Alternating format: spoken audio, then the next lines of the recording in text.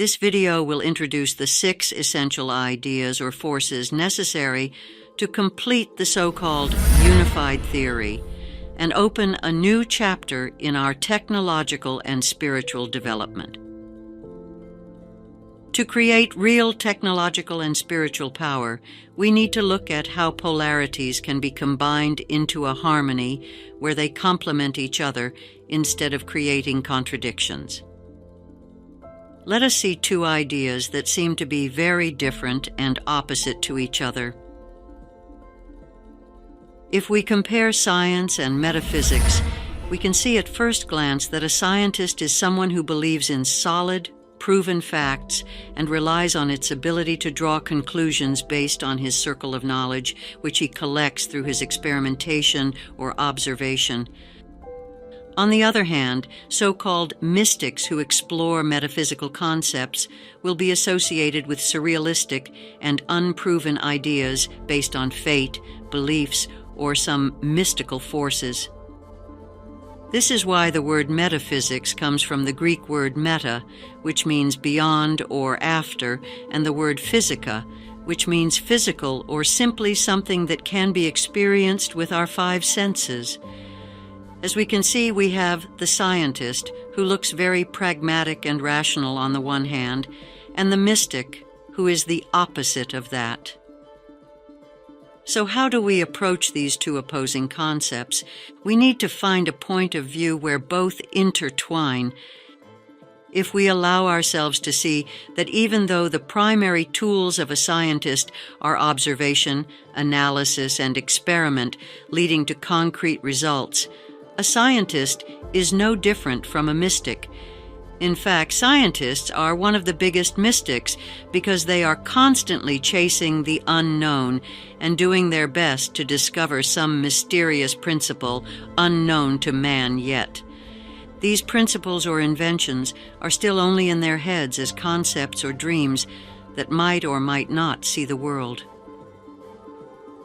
A scientist is on the verge of mysticism in this way. It can be seen as a believer or a brave dreamer who follows the call of his fate. On the other hand, a mystic can be very specific and scientific as a profile. He can organize and speak about universal laws that create the structure of existence and are not subject to time. Therefore, they are much older than any scientific law we have ever discovered. A mystic can be very meticulous and often very solid in his arguments. The mystic can see life or consciousness through the eyes of a scientist. In this way, we can see that both of these ideas can fluctuate between one or the other side, and because of that, the day we combine and integrate both ideas, we will create a massive leap in our understanding of science, life, and who we are. Now, in the next 3 minutes, you will see how Bashar describes the 6 essential ideas we need to integrate to make a breakthrough and complete the unified theory. Once your civilization allows itself to explore, to utilize its curiosity, and to create acceptable, allowable equations, which will include consciousness, non-physical consciousness, into your scientific exploration, you will begin to understand that much of the information or data can begin to be intrinsically enfolded within the consciousness of all beings who generate for themselves the type of vibrational curiosity that allows them to call themselves explorers or scientists. You can create a vibration of knowingness that when anyone chooses to participate in such a vibration, they can allow themselves to recognize in your terms the reality of all of the perspectives you are now discovering in your physics. To some degree, you have exemplified this idea by your term of unified field theories.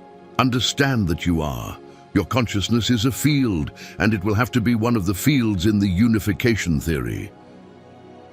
Your chromodynamic quantum theories have united the weak, electromagnetic and strong forces, with gravity still remaining outside this unification theory. These will only account for the physicalized manifestation of those fields. Recognize that gravity will even be seen to have physical and non-physical counterparts within the template. As we have said, the consciousness field will also be a portion of this template field.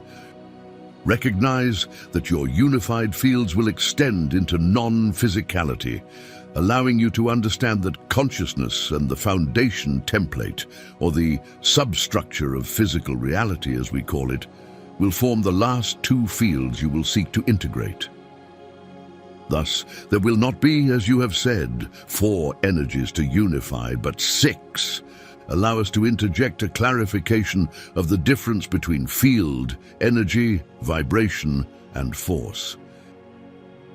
Energy can describe radiation in either a focused or diffused manner. A field typically refers to a diffused expression of energy that fills a volume of space. Force is a mathematical expression, a vector of intersecting energies. Vibration is a frequency, a rate of modulation within an energy field. Now, within science's ability to recognize that all ideas are vibrations, scientists will be able to create ideas of space travel that will allow them to understand how you are not something that exists within space and time, but that space and time are properties of any object within it. In this way, you will understand both our communication and how we travel through space-time. Let us recap shortly what has been said until now. There are 6 ideas in total. The first 4 with which we are familiar to a great degree are energy, field, force, and frequency. The 2 we must explore and integrate in our research are the idea of the substructure, also called template structure, and the concept of the consciousness itself.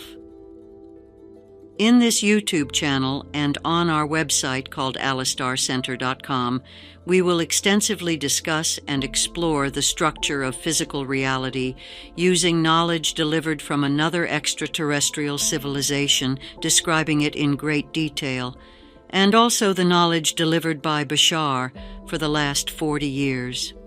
In the next episode, we will begin laying the foundation for this template structure and describe how it relates to what we call sacred geometry and potential and kinetic energies.